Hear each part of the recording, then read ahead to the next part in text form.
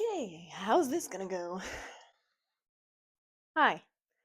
Lately, ads on the subway have been depressing me. Most of them are encouraging you to turn off either your brain in favor of some minimally branded AI tool for outsourcing anything from your job to therapy, or your legs in favor of getting three different subpar restaurants delivered to you at once instead of just compromising with your friends like a normal human being. Needless to say, I'm disillusioned. And as I am sure is more than apparent to you from your Pinterest home screens or just like politics, world happenings, life generally. Anyway, people are regressing, looking backwards, getting real nostalgic with it for comfort in these trying times. We all need a little bit of harmless escapism sometimes, and one of my favorite ways to relive the past is to go to a museum. Recently, I revisited one of my favorite museums, that being Brooklyn's Transit Museum. If you are a train rider, New York girly, nerd, any of the above, you should totally go. I really recommend it. The whole museum is super awesome. It's in an actual renovated subway station, and in my opinion, the coolest part is once you get down through the actual station to the platform, you can walk through all of these vintage train cars. They have like a preserved car, one of each iteration from 1917 until 1992, I want to say. Walking through these cars is a super immersive experience that really lets you get a feel for what it must have been like to be a commuter back in the day. You know, from those bouncy caning seats of the 30s to spooky porthole windows from the mid century. Some of these cars are real scary, y'all. I don't know that I would have been wanting to ride on these every day. One of my favorite parts of walking through all of these old subway cars is the advertisements. Look, I'm a rhetoric girly. I love me a good advertisement. And I'm not saying that these are less morally bankrupt than the AI slop ads of today. Advertising is advertising. I don't want to let a veneer of nostalgia cloud my vision too much. I admit, as the granddaughter of a vintage sign salesman and collector, I have a bias towards kitschy Americana advertisements with cherubic children and gelatinous foods. Something about it really hits home for me. However, I feel like we've all gotta agree that these are way nicer to look at than this. Come on, this can't be just me being declinist. This has to be. Someone's gotta be seeing this shit, alright? Okay, tangent over. On to the point of the video. During my last visit to the Transit Museum, I lingered in two particular cars, those being from 1950 and 1961. These cars had, in addition to regular ads, some posters, some advertisements for nominees for the Miss Subways competition. So these ads depicted glamorous headshots of each candidate paired with, a little quote or tidbit, empowering, but not too much, about each gal. Sonia works in data processing, likes ballet and cooking Dominican food. Marcy takes night classes at NYU, likes tennis and horseback riding. That kind of thing. I'm looking at these ads and I am like, what is this competition? Who is she? And she, and she, who is Miss Subways? And, as a secret train nerd and car hater myself, a little eensy weensy part of me couldn't help but see myself as Miss Subways, if not, but for a moment. Am I not a regular ambitious girl using the subway to get where she needs to go? I think I am. Why not? And that had me thinking, what qualified somebody to be Miss Subways? Was this just like another random run of the mill beauty pageant? Is my whist misplaced? Or is this actually a really cool relic of the past? And should we bring her back? Let's get into it. All right, it's time to get into some history. If you can see my feet, no, you can't. No dogs for free. Miss Subways actually has a website, which is the timeline on which I have based my research. Obviously, the information coming from Miss Subways herself is gonna be a little bit biased, so I bulked it out a bit, don't you worry.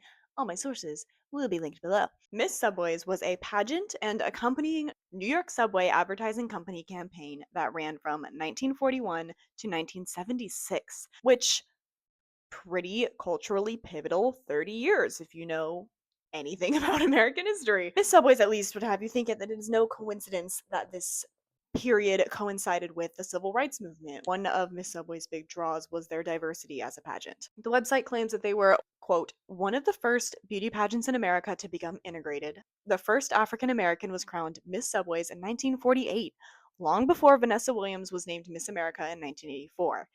And the first Asian American was honored in 1949. This was confirmed by the variety of faces that I saw in the Transit Museum's advertisements. Obviously, they're being selective with what they're going to pull, but it does really seem to me, looking through the candidates throughout the years, that Miss Subways was usually a regular gal. At least she looked like it. Fun musical theater fact: Miss Subways actually inspired a 1944 musical by Leonard Bernstein called On the Town.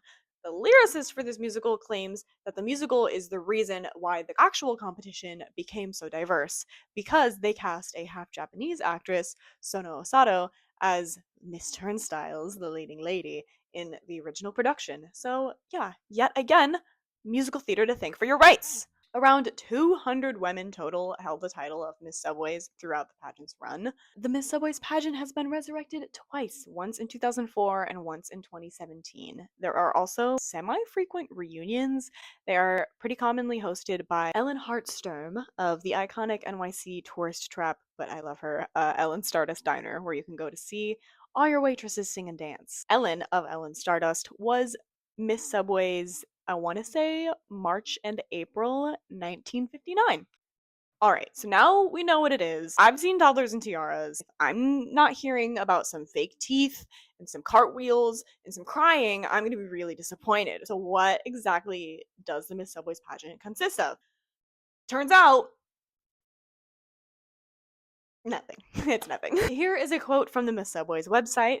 They never had to don a swimsuit, play the flute, or tap their way to a crown. They simply posed for a photographer and told something about their accomplishments, hobbies, and aspirations. End quote. Candidates could be nominated by family or friends, and winners were voted on via the telephone. So, initially, compared to a normal beauty pageant, as the website has you think, this is kind of idyllic. Pageants to me have always felt, dance, monkey, dance.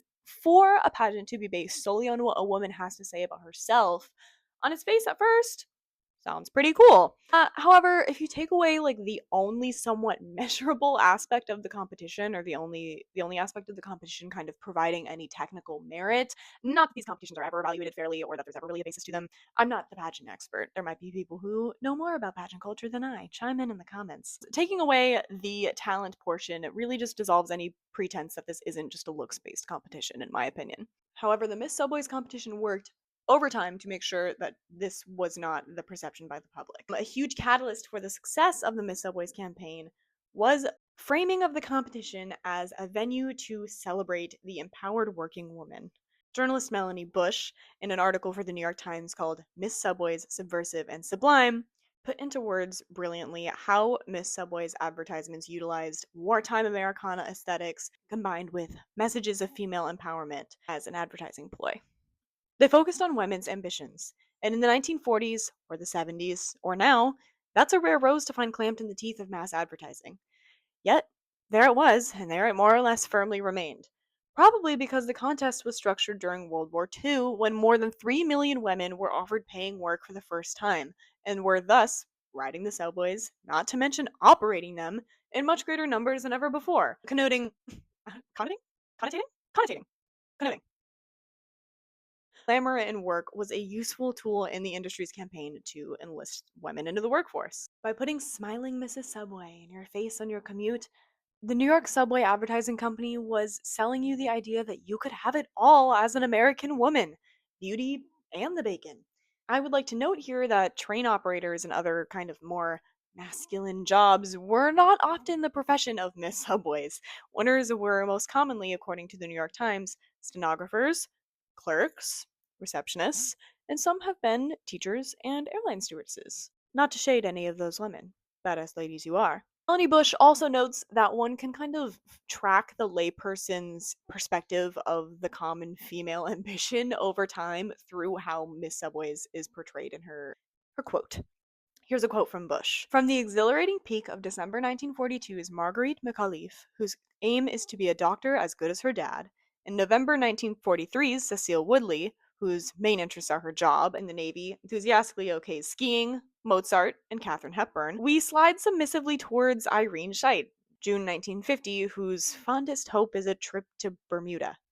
Then we go up again to Eleanor Nash, November 1960, young, beautiful, and expert with a rifle. These advertisements were such a fascinating way to take the culture's temperature on female independence. It was really a platform to showcase what America thought women thought about or should be thinking about. In 1957, something really interesting happens. The rules of the contest change from being based on telephone voting to the winner being hand selected by John Robert Powers and the New York Subway Advertising Company based on a really specific quote unquote girl next door quality that he was looking for. From the February 18th, 1957 issue of the New York Times, an article called Miss Subway Reigns, Persephone to 5 million by Nan Robertson. Meet Miss Subways, a queen whose realm is a hole in the ground. Every day for the past 15 years, weary New York strap hangers have refreshed themselves briefly by looking over the lovelies on Miss Subway's car posters. Each Miss S is ogled by 5,892,000 pairs of eyes a day, give or take a couple. Back in 1941, the New York Subway Advertising Company was fretting about what could make subway riders raise their eyes to the car cards. They decided a pretty girl was a natural come on. The winners are picked by John Robert Powers, model agency millionaire. Mr. Powers says he wants, quote, no glamour gal types or hand painted masterpieces. Professional models, actresses, and entertainers are taboo. Anyone else over 17 may enter. Okay, so you've got to be beautiful and entertaining, but you can't make any money off of it or be aware of it. God forbid. That first judgment, by the way, was also really not abided by. So many of the later Miss Subways you'll see were actresses or entertainers. So it's interesting how many layers deep the advertising goes on this. Even the advertising of the advertising is false advertising. Also, let's do a little bit of a linguistic history lesson here. Show of hands for who had heard the term strap hangers, right? Not me. Apparently a 50s era derogatory term for people who rode the subway a lot, people who used a lot of public transportation. I kind of like it. Thinking about bringing it back. Who wants to start a band? This article goes on to detail the lives and times of a few Miss Subways, such as Astoria manicurist Ruth Erickson, who, after her campaign, received 258 marriage proposals. What the hell? One of which was from a man who sent her an orchid every day for 6 months before slowing down to just one a week. Like, the stalking is insane, and this is not the only instance we will see of Miss Subways being stalked. I personally think it's probably part of the reason why the campaign ended. Spoiler alert. But yeah, not really great to have women's like faces and names up in the general area of where they live, just around for anyone to see. And of course, this competition also just brought in just the best of men writing in with their commentary on women's looks as if we needed it. This man who just signed himself Marine wrote in to say, I think the Miss Subways this month is cockeyed. And you're cockeyed too. Great. Men, giving their unsolicited opinion since the beginning of time. Robertson continues to write that for most of Mrs. Subway's, life went back to normal after their reign, save for a few, like Mona Freeman and Joan Vos, who gave us this iconic quote. When a director tells me to look sexy, I decline Latin verbs mentally. It makes me look intense. Queen shit. So see, yeah, several of them did in fact go on to be actors or entertainers, so Powers, you're full of shit. Moving further into some more developments, in 1963, the competition decided to switch back to a public voting forum, this time via postcard. How cute. This resulted in a pool of 400 nominees, only 30 of which were shown to judges. So I don't see how this is any different than the winner just being hand selected by John Robert Powers. I explained this poorly, so I wanted to hop back in. It's to my understanding that from those 30 nominees, 5 or 6 were chosen to be put up in the subways, as I showed earlier in the video, and then people could vote on their favorite via postcard from there. An article called Miss Subways of 41, Miss Subways of 71 by Enid Nemi for the New York Times gives us a really fascinating look at the climate of this competition circa the 1970s, when Miss Subways was really shifting to try to keep up with the demands of feminism. You know, they wanted to have their cake and eat it too. Nemi walks us through several different behind the scenes tidbits. One thing I found really funny is that the title holder at the time of this article being written stated that she does not ride the subway because the car is more convenient, even implying that she feels unsafe on the subway at night. It was supposed to be a requirement that Miss Subways actually rode the subway, but again, we're seeing that not a lot of these rules are upheld. Almost as if the whole thing was bullshit. Almost as if comparing women for fun is kind of a weird and baseless thing to do. It's at this time when the leaders of the competition are really trying to give Miss Subways a rebrand. Bernard Spalding of the NYSAC says at this time that, quote, prettiness per se is passe. It's personality and interest pursuits that count. When we changed to a public vote 8 years ago, we redirected the contest to reflect the girl who works, what New York City is all about. I'm just frankly not really convinced. Mimi walks us through more backstage scenes, such as former contestants receiving phone calls asking if they were on the F train earlier that morning. More stalking. We also learn that winners receive bracelets with gold plated or later silver plated subway tokens. I want one of these. Hello? You'd make so much money if you sold these. LA Metro has certainly learned from their Ride the D shirts that when you give people the merch that they want, they'll buy it. So bring back the bracelets, MTA. I'll get one. I didn't really seem that convinced of Spalding's happy go lucky girl power take. The general public really wasn't either. According to a 1983 Times article by William E. Geist, in the contest's waning years, Miss Subways saw graffiti sprayed on their photographs, and one questioned the honor in being chosen to embody the New York subway system in its current state. One Miss Subways, Barbara Peer, was mugged on the subway. Mr. Subways, Ms. Subways, women's groups began demanding that the name of the contest be changed to Ms. Subways or that it be dropped altogether. Another group began posting its own Mr. Subways posters. Side note, this is just such to be like, um, actually, it should be Ms. Subways instead of Miss Subways. Instead of like, maybe, damn girl, maybe we don't need the whole pageant. Maybe the whole thing is weird. Maybe we should stop using women as advertising toys. Huh? Anyway.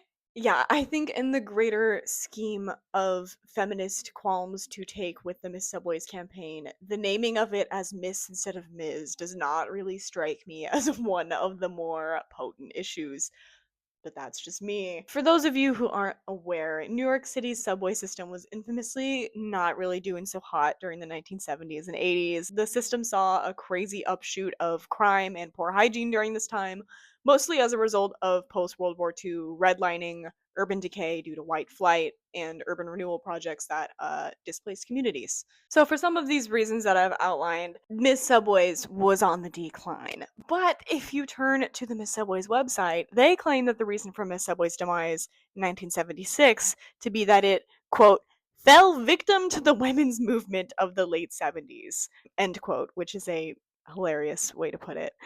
They phrase it as feminists essentially got upset and viewed it as a beauty pageant, quote, despite the heavy focus on the personality of each contestant, end quote. Sorry, babe. Ads are a visual medium. I really don't think that Carrie Beth's soul is what you were trying to communicate to the folks. I simply don't. So, in conclusion, I think that Miss Subways was an attempt to put lipstick on a lot of different pigs. The things that were being advertised on the subway, riding the subway in the first place, women having to join the workforce if that was something you weren't excited about. Miss Subways emerged and died during times when trust in the New York City transit system was at an all-time low. Only a year before Miss Subways stepped onto the scene in 1941, in 1940, what used to be three entirely separate transit authorities, the BMT, IRT, and IND, all consolidated to form the New York City Board of Transportation under public ownership.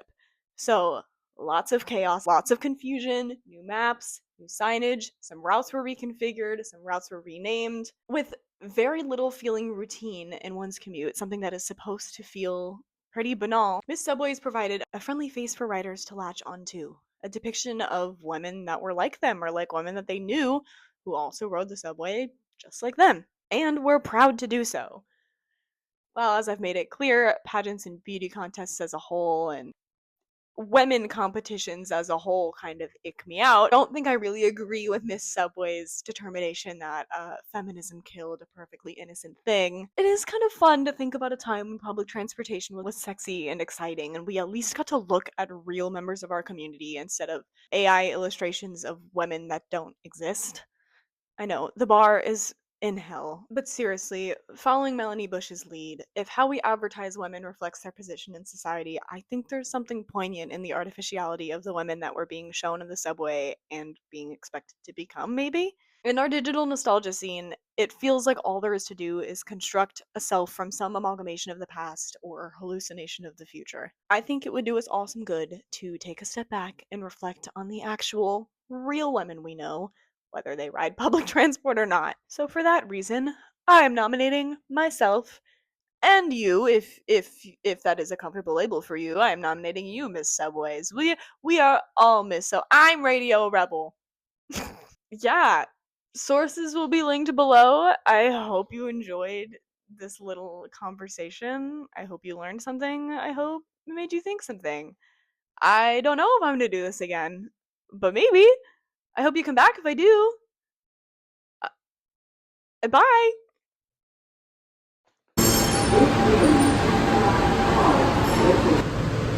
I'm just gonna keep taking